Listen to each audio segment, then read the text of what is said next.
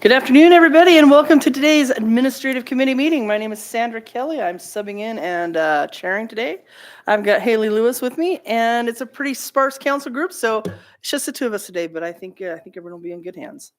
Starting off with a very exciting action item today is the approval of the Administrative Committee October 27th minutes.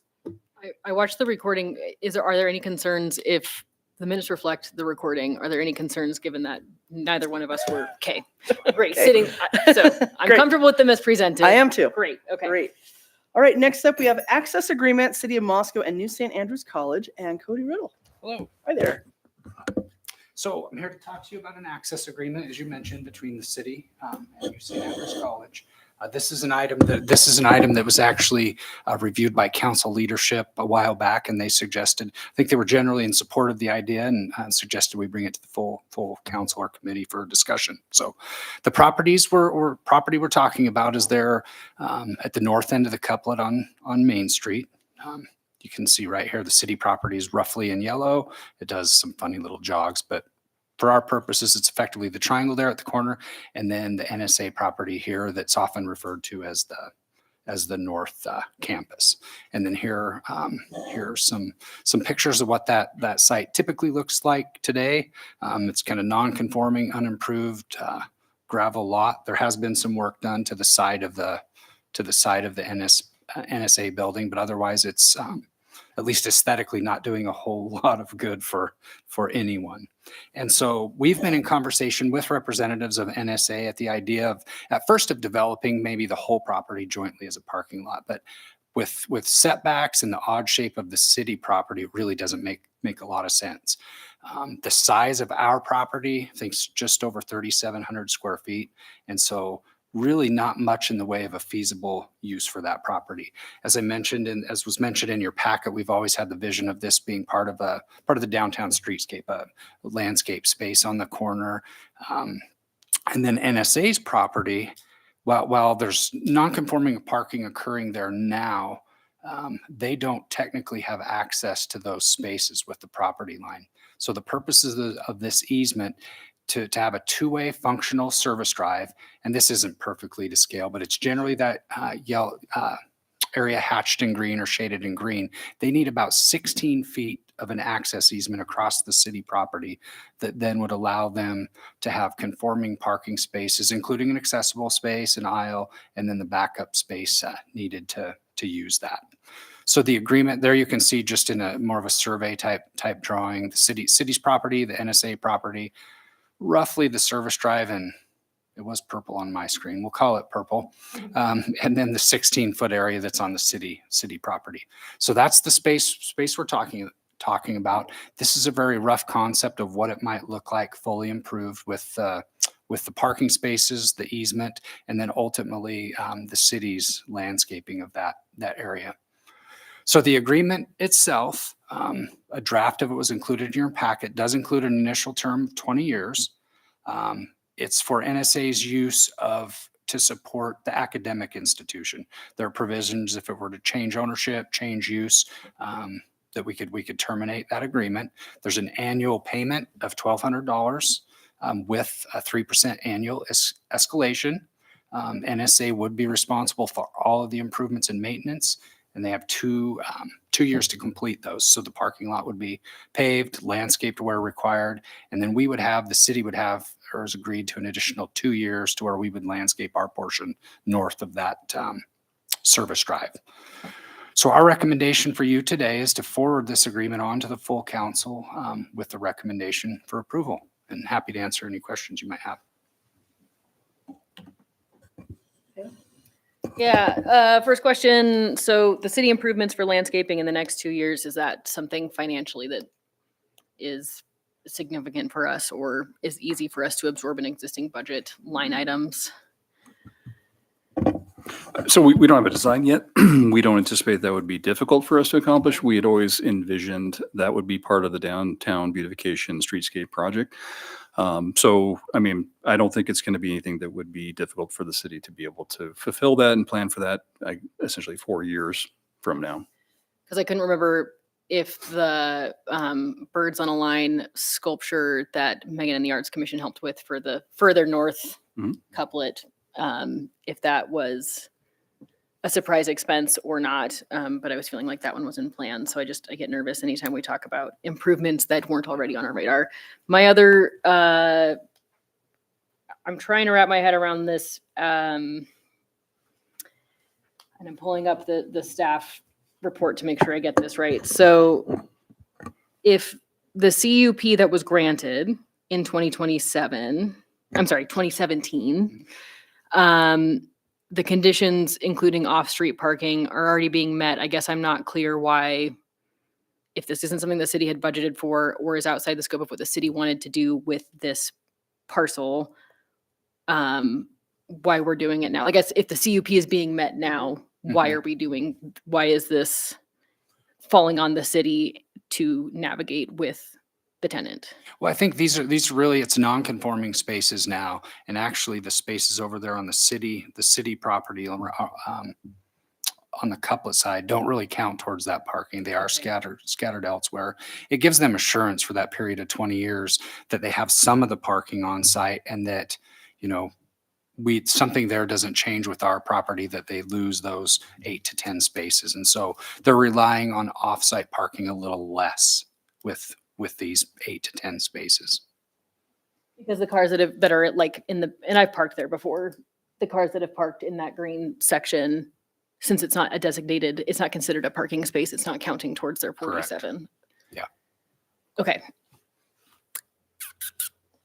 Yeah, so this would allow them to take some of the off-site spaces and put them in closer proximity to the actual use.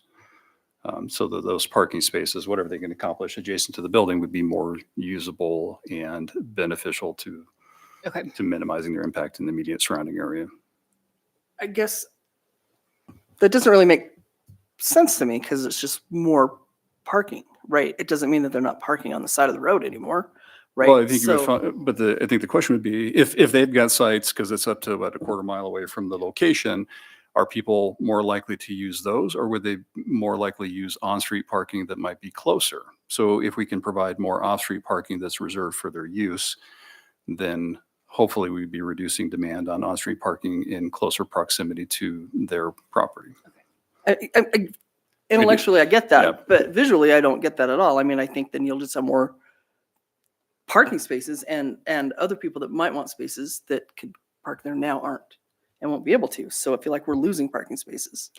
I think in total, I guess the question is, the city issued a CUP with a requirement they provide off-street parking to mitigate their impact upon the downtown parking, public parking downtown. There's an opportunity here for them to be able to establish parking on their property to achieve that goal. And all they need from us is an easement to cross our property so they could achieve that mitigation of their impact. Because there's no other, I guess part of me is Yeah. flashing back to all the conversations I've had on Parks and Rec where Yeah. the joke is like parkland dedication matters. We're not making more land. And so I know easements function differently than a pure parkland or otherwise land dedication. So is it, I know the existing ramp to enter this space is a city curb Mhm. dip. Does that mean that there is not an option because it crosses the sidewalk for NSA to put one that makes sense closer Not- to?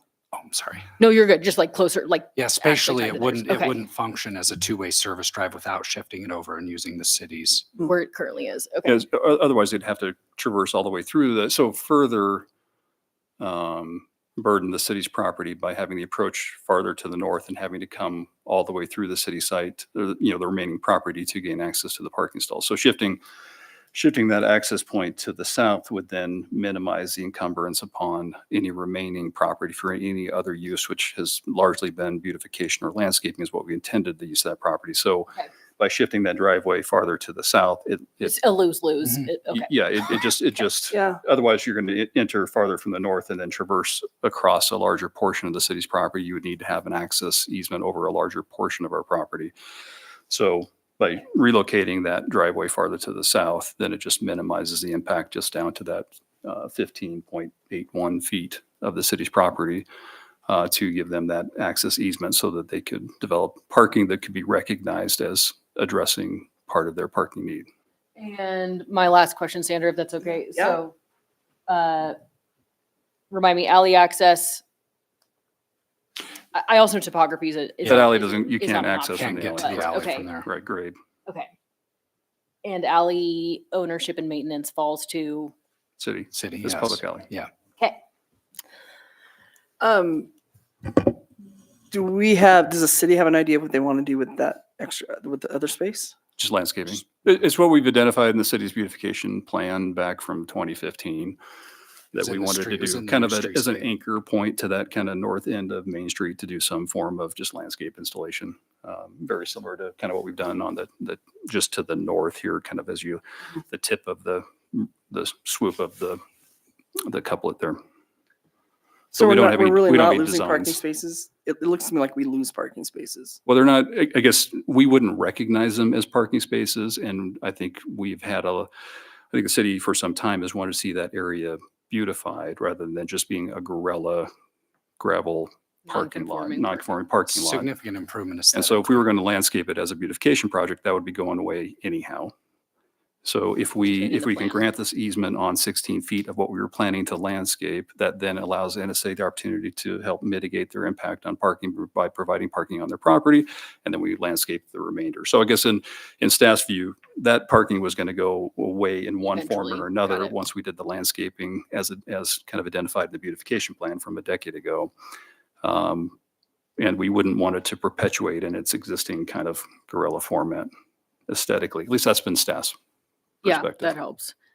My last question, I guess 20 years feels like a long time in general. So is 20 years pretty standard for easements? Are there other examples? Yeah, given the for this condition sort for of- substantial investment that they have to make. So they have to 20 makes pave, sense. landscape, improve a parking lot. So that I think given the scale of investment, they're making a 20-year amortization of that investment makes sense to us. Can you go back one slide, Cody? Sure. One more, sorry. Yeah. Again, one more. One more. Or maybe it was forward. The list of like Oh, the the list. recommendation. Let's do that. We'll go the other Forward, way. backward. Yeah. There we go. Yikes, Batman. Yeah, okay. Thank you. Okay. I mean, I'm okay with, I don't know how you feel, Sandra, partly because we are not the three original Yeah. members, no, so I don't exactly. really, I'm not feeling called to push it forward with a recommendation in either way. Yeah, no, I agree. Okay. And definitely go to, Full. yeah. Yeah. Mhm. Since we're filling in. Yeah. So, It's interesting. I just, got the packet late. I mean, read it late. I didn't get it late. So I'd feel a lot better, having more of a review anyway. So I'd like to hear what others have to say. Sounds good. thanks, Cody. Yeah. All right. Next up, we have Megan Cherry, City Shop Public Art Project.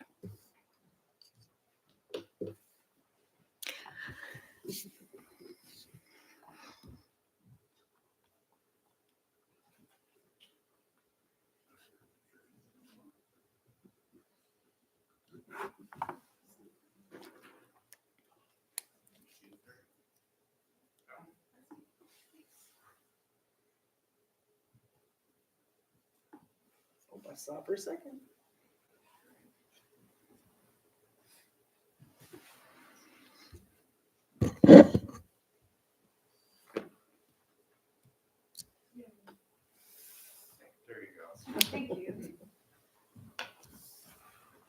Hi, Megan.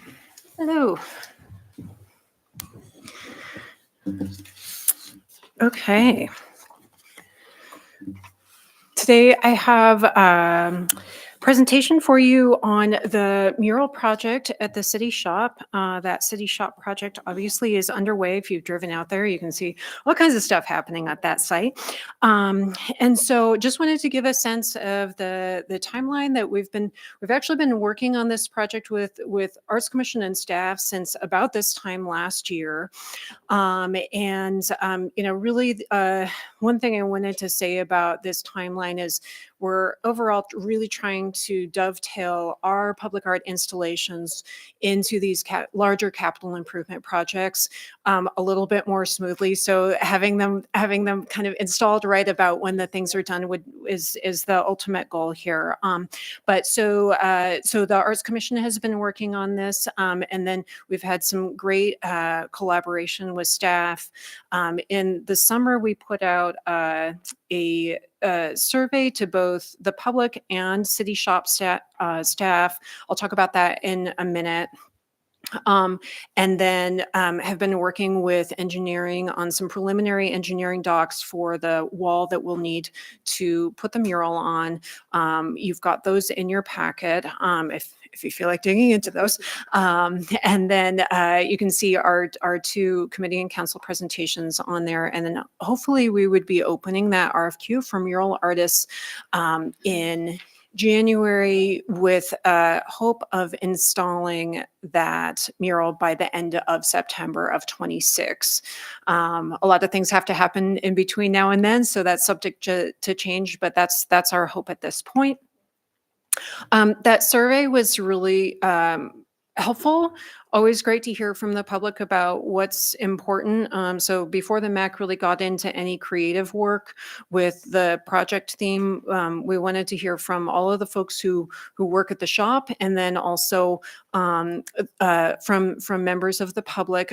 We had two responses from staff, both of which were really sweet, and so I wanted to share those. I think, if you talk to folks who work out at the city shop, you'll know how much pride they take in that location and the work they do there. Of the public survey, we had 37 responses. Of those responses, most of them were in favor of a public art piece at this location.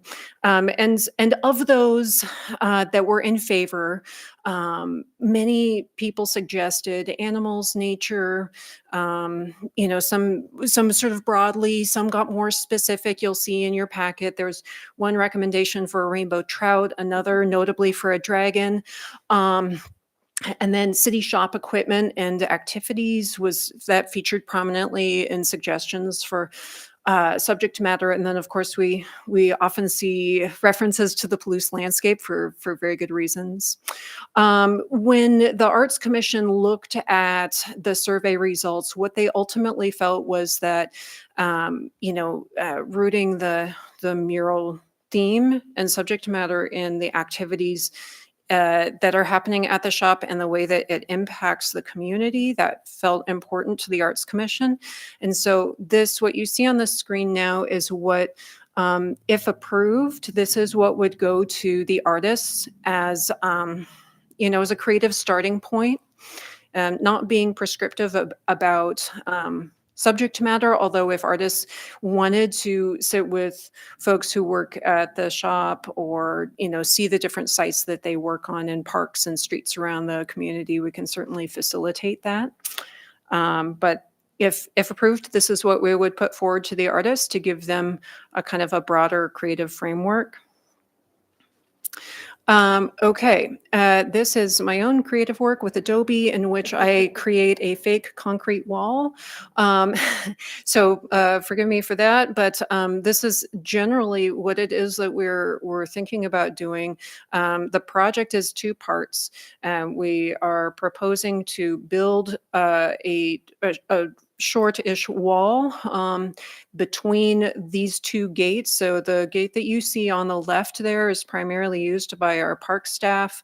And then the one on the right is primarily used by streets fleet folks. There is a new gate going in to the north of that to facilitate access by larger trucks as well. So a lot of points of entry to this facility, but this one is a particularly good location because it is right there where public comes into Polk. And so the wall would actually be one continuous concrete structure between these gates.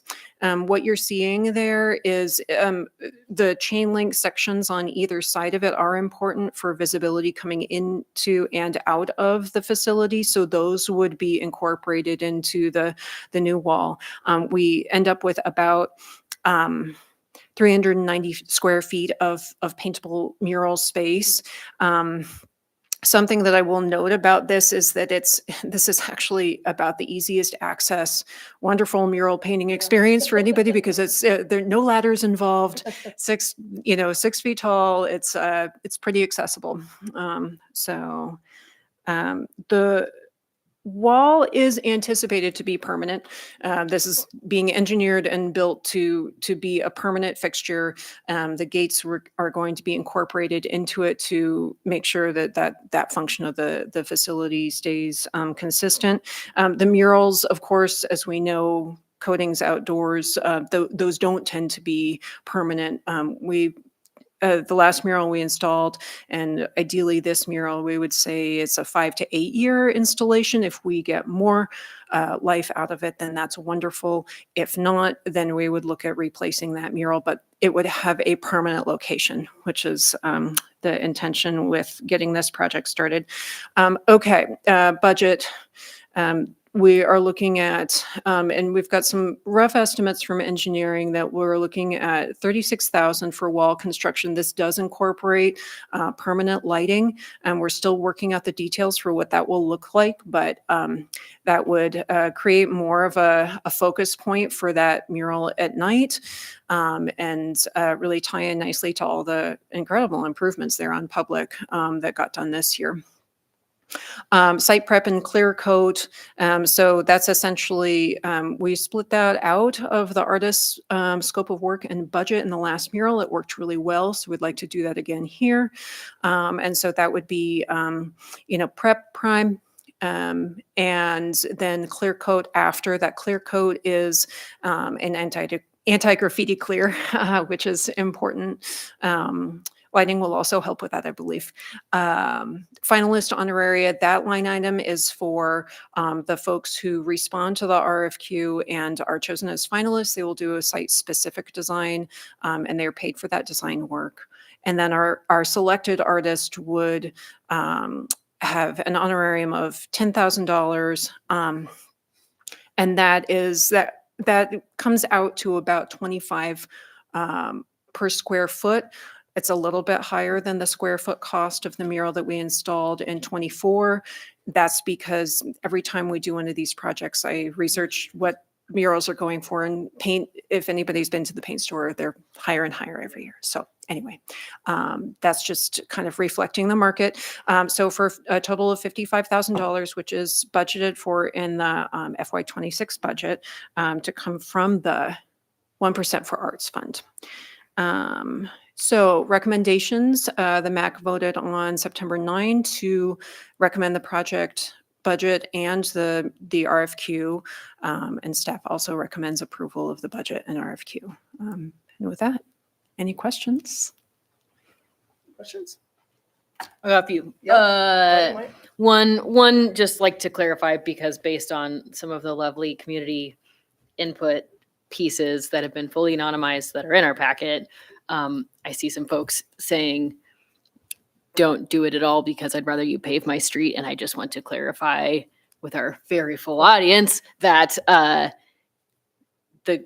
what Different MAC funds. does, the public art projects come from a separate fund that is allocated that is meant for this. They're not interchangeable. So just like clearing the air there. I guess I am curious though, like why build a wall at all? I realize painting the building of the 60-year-old shop is a bigger canvas, but like is maybe we don't want to encourage community members to wander in where there is heavy machinery happening and being used and parked and moved. So curious about why build the wall at all, and if it will eventually match the other side where there's currently chain link, but between all the gates. Are we just trying to, is the wall a new hope for yeah, why wall? Why wall?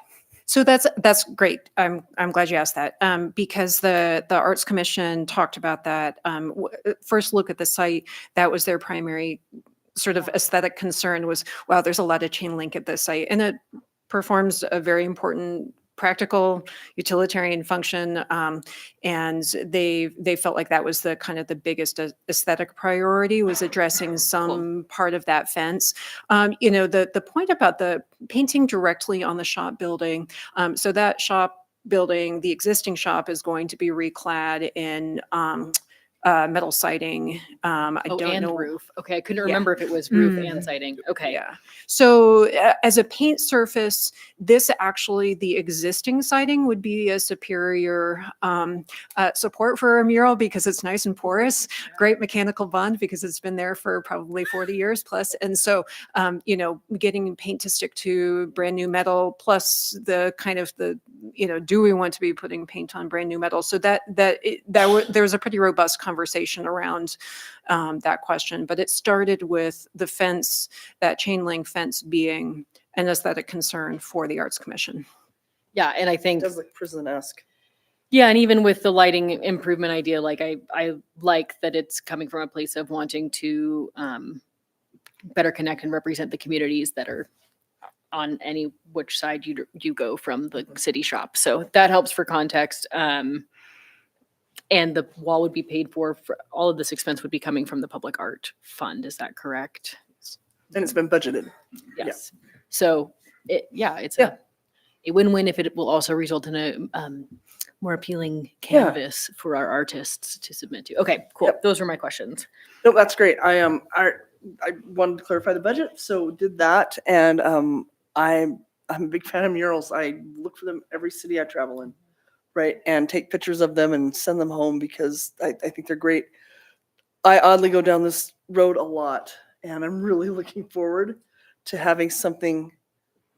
Not that gravel and chain link doesn't make me happy, but just something maybe a little more uplifting than that. So I love that we're able to budget this in. I'm glad that it's been planned for. I think I was on the Arts Commission when they were first talking about doing this, so it's really exciting to see it come through here. And because of all the work you went into show that we're not spending extra money, I'm in favor. And since it's just the paperwork and putting the call Yeah. out for artists, I- consent I think consent is fine. Yeah. with recommend to approve. To approve. Yeah, absolutely. Yeah, thanks. I always forget that part. Yeah. Thank Thanks, you. Megan. Thanks, Megan. All right. Next up, Mike Ray. Proposed lot division located at 1026 North Mountain View Road.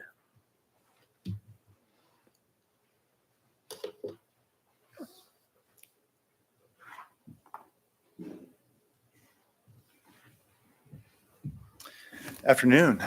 Howdy. Evening, It's dark already. feels like. Yeah. So there's a lot division, 1026 Mountain View Road.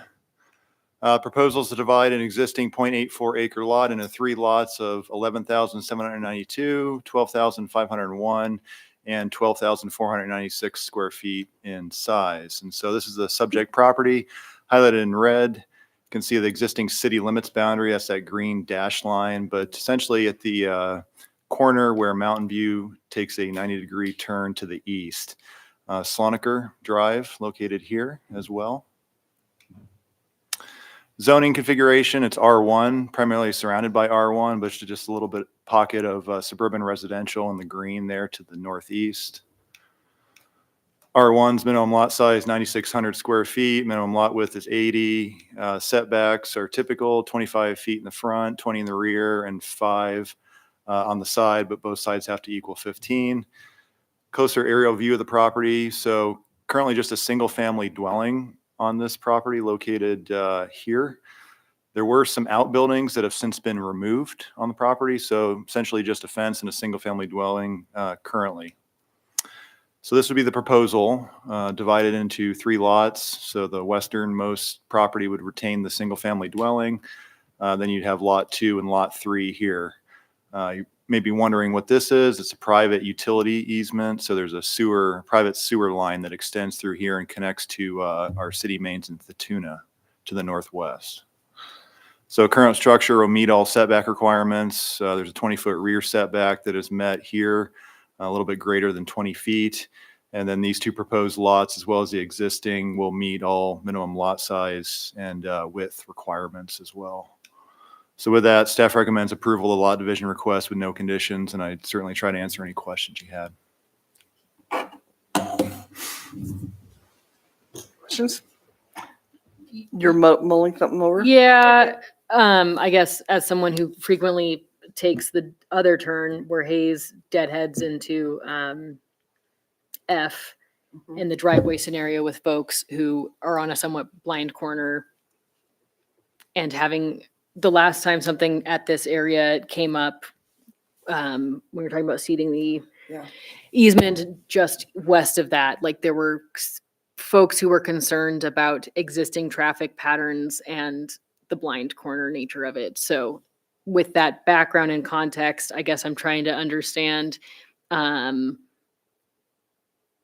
if there's any concerns from staff or anything that the city can or would do as far as like requiring like a horseshoe bend.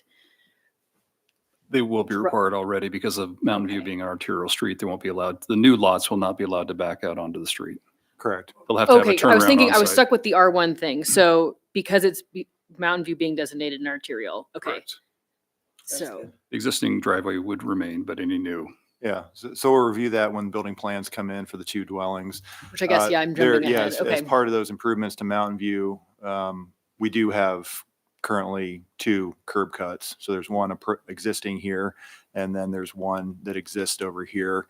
There's not currently one here. There's really, no curb gutter sidewalk on that portion, which the applicant will be responsible for when they develop a new principal structure on the property. Okay. Cool. The clarification on it being an arterial and what that changes helps. Yep. Glad to see infill happening, and also went to a lot of really good yard sales at that location. So glad to see some infill happening. I think my driveway and parking concern was the only thing I wanted to understand. Yeah, I mean, I get a lot of, I'm sure you do too, emails and calls these days about how congested things are getting out there because tight corners and people trying to go faster than they should, right? But it's getting pretty congested and people are worried about not being able to see very well. So that does help. That was my main question when I glanced over this. Yes. The one I meant to clarify is because this is a lot division, this was noticed to owners in the surrounding area. So we do provide an opportunity for public comment if anybody's here to provide public comment. Oh, great. Thanks. Seeing it, is That's it what a happens when public you meeting? sub in. Okay, cool. Wait, so with it being a public meeting, yeah, what comes next? So then we would ask if there's anybody in the audience that would like to provide comments to the committee. Now not at the, Correct now. Right. okay, sorry. Hey, So no, I appreciate that. script. Is there anyone that would like to talk about this? Public comment? Yeah, does the applicant want to speak first, or are they not? Anybody who wants to speak, Marshall, you're welcome. Tell us who you are, sir. Marshall Comstock, 932 North Mountain View, and we own the property just to the south of the proposal. And the easement that Mike was talking about is an easement that we got from the previous owner, James Evans. And we were originally in the county, and then we needed to get water. So we were annexed into the city, and then our septic system failed. And so we needed to hook up to city sewer. And the most logical place for us to hook up was over on the Tatuna right away, the sledding hill. Right. And so that easement goes across, and then we bored underneath Mountain View to go. Sledding Hill is right in the Tatuna right away. But that is our sewer. The sewer for the existing house goes down the same place that comes in, and at the same time bored under Mountain View. So there's actually two sewer lines existing that goes down the Tatuna Street right away. I wanted to point out on the easement there, the terms of the easement says that I needed to have the easement not blocked so that we can maintain it or replace it, repair it as needed. And so I would request on the final plat that it shows that that is an easement. It doesn't really show on there now, I don't think, does it, Mike? It isn't listed as an easement other than a dotted line. It is, yeah. It has a notation there. Says Okay, okay, great. Because the reason I said that is because with the lot division, somebody realistically could build a garage back there. And I don't want a permanent structure. I can't, according to the terms of the easement, they can't build a structure or obstruct the easement. The current property owner has already brought in a portable building and placed it on our easement. So to clarify, Mike, the label of this easement is easement, not necessarily just an easement agreement between owner and city. This is labeling between, it's a private. okay.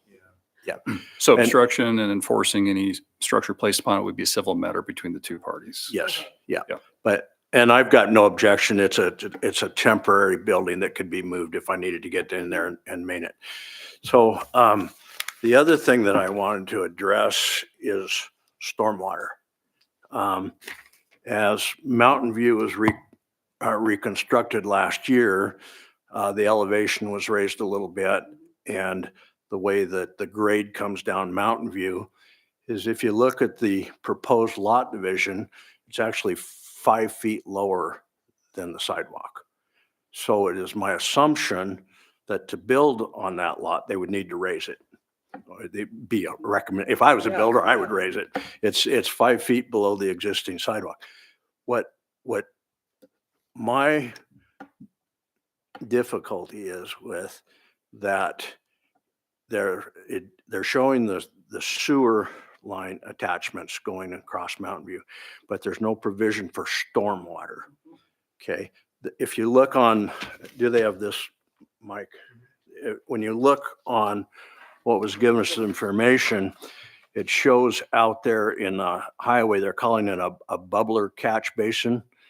There's actually 2 of them that are labeled bubbler catch basin. A bubbler catch basin doesn't control the water. All it does is slow it down. And so where is the water going to go? Since the lot is 5 feet lower than the sidewalk, my property is also 5 feet lower than the sidewalk. And when you look at the grade on Mountain View, which is currently in the county and comes into the city, that grade, as soon as it hits further to the west of this property, it drops into the property and then it goes onto my property. So what I'm worried about is stormwater provisions. It's a requirement of the city, and Bill might can address this better than I can, that if you're building a new structure, that you have to provide drainage for the structure, either a footing drain, you also have to catch the roof drains. Okay. I'm not sure where the storm drains are. If you look clear over to the west end of the property, there is looks like a storm drain there, but Bill, do you know if that is? There should be catch basins on both sides of the street on the 90-degree bend. Okay. At least according to our storm system, there'd be one both on the south side and one on the north Okay, side and of they're the roadway. actual tied into the storm system? Correct. Okay, so and maybe it needs to be caught at the building permit time or one of the inspections, that the new homes be constructed with their footing drains and their roof drains so that they can hit one or the other of the storm drains. And maybe it'll be addressed at building permit That would be time. reviewed at the permit stage.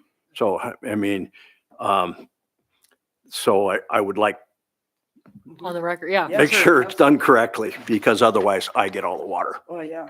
So another thing I wanted to talk about also on the existing lot, or the proposed lot number 2, there's an existing well there. Okay. And I'm fairly certain that the existing house is connected to that existing well that would become on lot 2.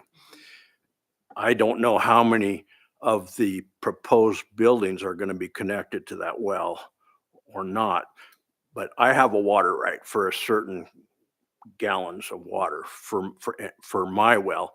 And I wanted to make sure that if 3 of these homes were connected to the existing well for irrigation, probably not for domestic use, but for irrigation, that it doesn't harm my well.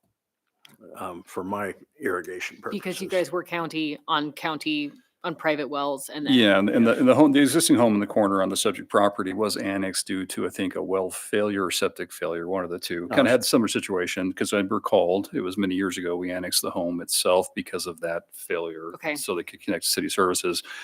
There's existing city main in Mountain View that they would be required to connect to for all domestic use. There's no prohibition against using an pre-existing private well for irrigation purposes. And then regarding impacts or who has the primacy or the first right of use would become IDWR that would then mediate any dispute about impacts of water consumption use of impacting somebody else's private well. The city doesn't regulate that. What we do regulate is all domestic water has to be connected. Any occupied structure has to connect to the city's potable water system, and so they'd be required to do that. The irrigation side, we don't regulate with private mills. The Idaho Department of Water Resources regulates the use of those wells. Okay. Thank you, Bill. The other question I have is, I don't believe that the city water main that's going down Mountain View and the water main that is coming up Schlonaker, they're not looped yet, are they? They're connected. They are connected now. Good. Okay, that's great. The only other thing that I don't understand, and please help me, I have never seen is this considered it was advertised as a public hearing? It's a public meeting. It's public, okay. So it's a not lot, public so it's a hearing. lot division. It's fewer than 4 new lots. So it's not required to be a plat. So it's not a subdivision plat. It's just a lot division. Okay, And it's a public meeting, opportunity for public comments. okay. And since we've got 2 wonderful members of the city council present today and not the full administrative committee, will I be able to speak at the council meeting when it's either approved or not approved? So that would depend upon what the committee recommends. More often than not, lot divisions are advanced on the consent agenda. You could certainly request a member of the council to remove it from the consent agenda to allow it to be considered separately. Or this committee could recommend that it be forwarded on regular agenda where then public comment could be accepted. Generally, the lot division process for more minor divisions of property is set up to be for comment to be received at committee, not necessarily at full council. But that would be up to the committee's discretion of where you'd like to have it placed on the agenda. So, Bill, on the plat then, if there was a concern with the stormwater, would that show up where it would go? So there won't be a plat. There'll be a record of survey Uh-huh. recording the lots. And then in the future, when it comes time for development, there'll be engineering plans for frontage improvements or for the lot development. But there won't be a plat per se. Okay, At the time of permit issuance, we would review everything related to stormwater to ensure that the foundation drains, roof drains are connected appropriately to stormwater system. We do run into occasions where if there isn't a receiving stormwater system nearby, there could be a dry well or other form of stormwater right. management. Yeah, I've Um, built in cases Yep. where we've had to put a dry well. A dry well is a last gasp type of Yep. thing. The first rainstorm will fill up a dry well, but Yep. the We do city, have catch basins straight across the street on Sloniker, and we have the one there at the 90-degree bend corner. So I'm sure they'll look and see what's going to be the most appropriate location for tie-in. okay, great. Well, thank you for answering my questions and my concerns. My wife and I do not object to the lot division. We just had some questions and concerns. Great. Thank you for being here Yes, to thanks. ask them, and we enjoy Yeah. learning alongside you. Yeah, absolutely. Okay. Thanks, Bill, Mike, Sandra, Haley. Thank you.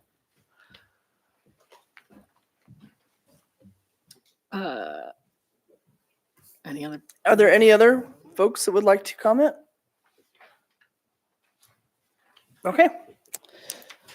Great. Is it normal to invite the applicant to come? up? Well, there'd be They'd like to, sure. You want Free. to? Sure. Sure, come on up. Hi. I'm Bill Church. I'm the applicant. So, yeah. Thank Happy you, to Bill. Answer any questions. So.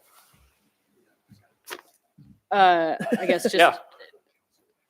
I'm glad Marshall was here. Now he's gone, but I guess I am. Are you infill? Is that what we're excited about? Are we talking? Yeah, about- I what's- think what's it's the a hope? good spot for some nice single-family homes, and so my intention is to build them. And as single family homes, not. If Right. we, assuming we inevitably will get questions on what's going in, single family homes. Single-family homes, yep. Okay. yeah. I think we just need an extra minute to like gather our thoughts. So. Yeah. Right. Yeah, no problem. Yeah. I If you have any appreciate that. questions, I'm happy to answer. Great, I them, so. appreciate it. Thanks so much for being here. Thank I feel good with all of the answers that we just Yeah. received, right? And I appreciate the comments that Marshall had because it brought up things that I learned about. So that's great. It seems like, if I'm correct, everything, all the concerns that came up and the questions that came up, they are on public record now, which is what everyone will see in packets. So I'm comfortable with pushing this along, and I'm fine putting it on consent. Yeah, the only thing I was anticipating is knowing that the full council continues to get enthusiastic, colorful emails about traffic at this bend. And so I think so long as we encourage our council members to read the packet, Yeah. to be able to answer what additional. Well, houses. and they're not going to have the benefit from this meeting. Right, Because exactly. minutes aren't going to be prepared or included in the packet. So unless they watch the video, right, they Mhm, won't, mhm. they won't receive that information unless we actually have this on the agenda and talk about it. Just wanted to make sure. How's the 15th? This would end up on the. Yeah, I mean, I don't think this is not a complicated issue. And most of the answers, I mean, most of the questions are related to the development stage that happens the later planning. on, not just do the lot division. So we can certainly recite that those will be addressed at the time of development, and certainly can answer questions regarding driveways and the requirement to have a turnaround on the arterial. Happy to do it. It wouldn't take much time on the agenda, and the agenda is not that full. So if you want to go regular, It doesn't matter to me at all. I think, again, the questions are answered. I think it adds more time and possibly more confusion to bring it up again, Yeah, that's fair. right? But again, I'm not trying to not have it out there. I just feel like we have many opportunities for people to see and to listen to find out what just happened. And if the questions from the neighbors who were noticed for the public meeting Mhm. are pertaining to things that happen after the lot line, yeah, okay. I mean, I'm comfortable recommending approval, and I just will happily nudge our peers to Yeah. say, like, you'll see dirt getting moved at some point Yeah, on that yeah. corner. And yes, so We great. hopefully asked all the questions you would have thought to ask at this meeting. Go watch Yeah. the recording. So recommend approval of consent agenda? I'm okay with that. Yeah, Great. with no conditions. No conditions. That's what I mean. Yeah. Thank you. Thank you. Thanks, Mike. Cool. Love it. Believe Mike is still here for our next action item. Proposed lot line adjustment between 505 and 517 South Jackson Street. Well, thank you again. Yeah, this is just a simple lot line adjustment between 505 and 507 South Jackson.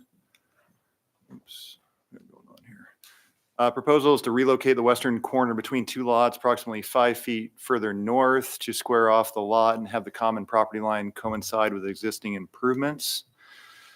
And so these are the two adjacent properties. So this is a portion of New St. Andrews parking lot. There are a little bit of odd parcel configuration in the area, and obviously we get these parcel boundaries from the Latah County Assessor's Office, and they're off, as you can see. But essentially on the southernmost property, there's a duplex, it's a commercial building, and then a single-family dwelling there as well. The intention, I believe, is to tear the existing single-family dwelling down and construct a multifamily development on that portion of the property. It's central business is the purple. So both properties are located within central business as well as all surrounding properties except to the northwest. That's residential office. So central business doesn't have any minimum lot size width, no setback requirements, no parking requirements as well. So this is the proposed adjustment. So for some reason, Cox Lots, which is the subdivision that these parcels are within, it appears to reflect or parallel 6th Street, which is further to the south as far as 6th Street alignment. And I think that's why you got the existing property line, which kind of takes this diagonal.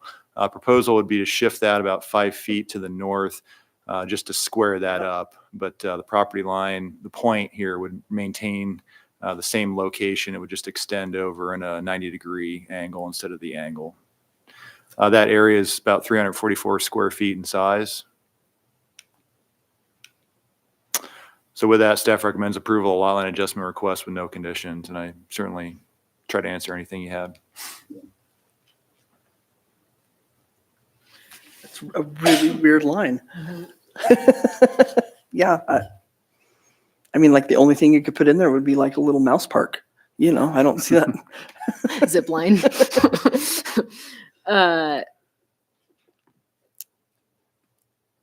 My question is not pertaining to this specific adjustment. It is pertaining, it's me Parking. face palming about the no minimum lot size setbacks or parking requirements for the Mhm, me central too, business but- zone, which is a different conversation to noodle on later. So no concerns or questions about this proposed change. Agreed. So Like um, this on consent? I would like it on yeah, consent. that's great. That's great. Thanks, Mike. Yeah. Great. And now, is Elisa here? There she is. Moscow Police Department Annual Small Grant Requests and Awards. Another action item. Excuse me, good afternoon. So today I'm here to present to you something that we bring to you annually. And the police department has several small grants that we apply for every year. The three that are on the agenda today are same ones that we've had in the past, So, which is the bulletproof vests, traffic enforcement grant, and then the partnership for success in law enforcement. In the past, we haven't had quite as much turnover on the police department. So we used to be capped at like 3 to 5 vests a year. But as I shared in the staff report, we had 12 vests that we received this last year, and the cap had been changed for the amount. And so they've been really good about letting us apply for how many we need and awarding those to us. So we get a 50% reimbursement rate on those, which has done really well to help the police department with that. And as we've said in prior years, the vests are all custom fitted to each police officer. And so it gives them the most amount of safety that they can get out of can I ask those. you a quick question on that? Sure. Does that include a K9 vest or is that completely different? Good question. I don't know that answer. Okay. Does our canine dog have a vest? I would don't assume he believe so, does. because it's not an apprehension dog, it's just a drug detection dog. Okay. Thanks. The traffic enforcement grant, and it usually starts again this time every year. The Office of Highway Safety through the Idaho Transportation Department sponsors these events. For this upcoming year, we just have 5 opportunities. Normally, we've had 7, Yeah. 8, 9, 10. They've seemed to have decreased each year. For this upcoming year, and I just got the schedule, the updated schedule today. That's why I didn't share with you in the packet. There'll be an impaired driving winter holiday season. That will be December 10th through January 2nd. Then we'll have distracted driving awareness April 6th through the 13th. And seatbelt click it, don't risk it, May 11th through the 31st. And then impaired driving July 4th holiday, which is June 28th through June 5th. And then impaired driving Labor Day, August 19th through September 7th. And those are all in 2026, except the beginning date for the first one. They do also have an opportunity to do a special event if they want to apply for it. Say in the past, they've maybe done Moscow Mardi Gras or homecoming or something like that. So, in the packet, we have the agreement that is required for this this grant, which is separate from the other two, and the certifications and assurances and then the financial risk analysis that would be included with that. I'd also guess that if VITD eligible dates are fewer than in the past, Yeah. VITD is probably doing the same bracing for impact of a 3% permanent holdback. So I wonder if that's one of the things that they Could be. changed was their, I'm not sure they get their Eligibility. money from the federal government for this. this one is through the award too. feds? Okay. Yeah. And so I'm not sure why they're having less events, but we have seen them decrease every year. Okay. The last few years, yeah. And I think part of that was because they give us an opportunity to apply for our own special events if we Mhm. want Fair to. enough. But I think with the staffing shortage that we've had in the police department, they haven't had the opportunity to That do could that be, this yeah. next year, but they may this upcoming year. The last one is Partnership for Success of Law Enforcement. This is a grant we've seen the last 7 or 8 years. It's a little bit different. The police actually like doing this. It gives them the opportunity to do some education on campus regarding drugs and alcohol. They go to some of the events, the concerts, different things. They can actually do a shoulder tap if they see someone that Good. is not handling their alcohol well at an event, or they're feeling that someone's not behaving normally. So this grant is usually smaller. We do anything anywhere between 3,000 to 7,000 on this one a year. Last year, I think we were only able to do 2,500 out of the total amount. So those are the three we're bringing forth. Just a quick comment. In the past, you have seen the STEP grant for Mhm. traffic enforcement. We're not eligible to apply for that one this year. This would be our 4th year. So you gotta take a break before you come back. And that normally we would get 70 to 75,000 a year that would cover wages for officers, but we do have to take a break from Okay. that one.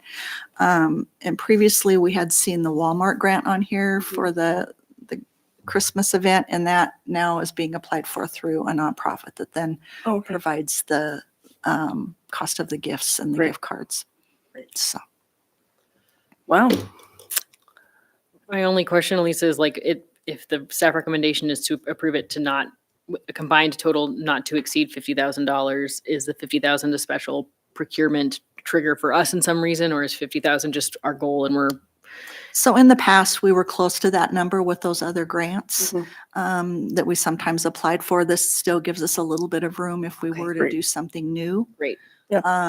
But still, any agreement or anything would still need to be processed, and it would be up to administration if they wanted us to bring that separately. But this gives us a little bit of room if they wanted to do even like 2 more special mobilizations, but we wouldn't exceed that. Okay, cool. Bill, you look like you almost said something. Mhm. Nope. Okay. Great. Love it. I love it too. Recommend approval, I do. consent. Consent. Thank you. Thank you. Thanks, Elisa. Then I think we have one more on our agenda. America 250 and Idaho Celebration Fund grant request by Elisa. Imagine a grant request for you. Huh? So this is new because Yeah. this is new. America 250. So, the nation is celebrating the 250th anniversary, and all of the states were given a little bit of grant money from the federal government. And so Idaho has chosen their path. The legislature and the government, or the governor and the Idaho State Historical have kind of headed this up. And they're calling it the A250 themes. So some of the celebration has already started. It seems like the main events are going to be in 26, especially around the 4th of July. So each community is given the opportunity to do their own commemorative events. They've established some guidelines, which we place that information in your packet.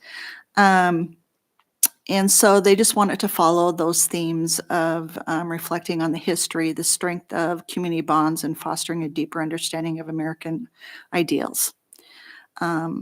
So they created a fund in Idaho called the Celebration Fund for Idaho cities, counties, or other organizations to support the celebration events. And so they've capped those grants at $2,500. And it can go, parades, public art, exhibits, different things. And I think the idea was brought forth to administration that we could apply for this grant then to get the banners for the downtown Mm. and then have a large street banner. Great. And so then a quote was obtained, and we can do that for just slightly under $2,500. And the street department would manage that process. And I'm not quite sure how the design of the banners will go, Bill. I think. We'll work through that process. I mean, really, the intent here is to both promote the anniversary as well as promote the Latah County Historical Society's events. So they've got a series of programs and activities and events they'll be conducting over the course of the year in celebration of the anniversary. We didn't want to try to duplicate that, and we certainly couldn't for 2,500 that would be available. So we worked with Haley and Haley Noble and the Historical Society to ask whether we could make a request to help promote their events and activities, which we do the over the street banner for that. Yep. And then the street banners, the light pole banners would just be in recognition of the celebration so that we can all promote the anniversary and the activities that they're going to be organizing next year. And we thought it'd be a great partnership between us and the Historical Society. In your packet, you had a kind of a draft agenda, but we received this today, which I'll attach to the, great. when we roll the CCSR for council approval, I'll include this, and this talks more about who is on the committee and what events are happening. So Yep. it'll give a more detailed outline of everything that's being planned. I really like the idea that we can have the banners and everything highlighting that. I'm on a couple different of these committees, and it's a very odd and different thing. And there's weird Criteria. there's weird controversies coming up with the different things going on. So I'm glad that we're just saying, hey, this is here, right? That's when you first brought this up, my heart sank. I'm like, oh, this is something I don't usually want to go against, but now I don't have to. So banners, yay! I'm all for it. Yeah, and I've talked with Representative Mitchell about this. Like, I think it's pretty interesting that this is a one-time monies situation, and we're being encouraged to use it on one-time celebrations. And I would rather, I'm hopeful that the committee helping evaluate this and the legislature who are evaluating these grant requests will also understand, like, part of what I'm excited about is that this could be reused. If it's America 250 celebration is designated all the way through 2027. Mhm. Oh, yeah. This doesn't, these street signs, we will get more than one use out Oh, of. And absolutely, so yeah. I think that, to me, that also, in my mind, that means a lot more than just sponsoring a single parade. Oh, there are or many something. different things happening with this. Right. And he's not the only one that's involved with this. Yeah. So I can say there are lots of things going on and planned throughout the whole town and county. Yeah, but I think this is stoked that the city found a way Yeah. Me too. to suggest something that we could get more than a single use Yep. out of. Me too. Now, I also wanted to share that we didn't get this in time for Mia to draft the full final resolution. So we put the draft in here, but it will be included in the council packet. Great. All for it. Yeah, recommend approval. Yes. Would you like this on regular agenda on Monday, just because of the nature of it? I- And the resolution can be on consent, but I think it'd be appropriate to put this on regular agenda. Okay. Regular, and I don't know if Elisa wants to come hang out with us. I again. will be here anyhow for Okay, another item then or sure. report. So, Oh, great. Yeah, then that's sounds good. All right, thank Okay, you. thank you. thank you. Anything else from staff? Nothing this Very good. afternoon. Great. Thanks, everyone. Thanks for hanging out with us. 5 o'clock on the nose. Woohoo.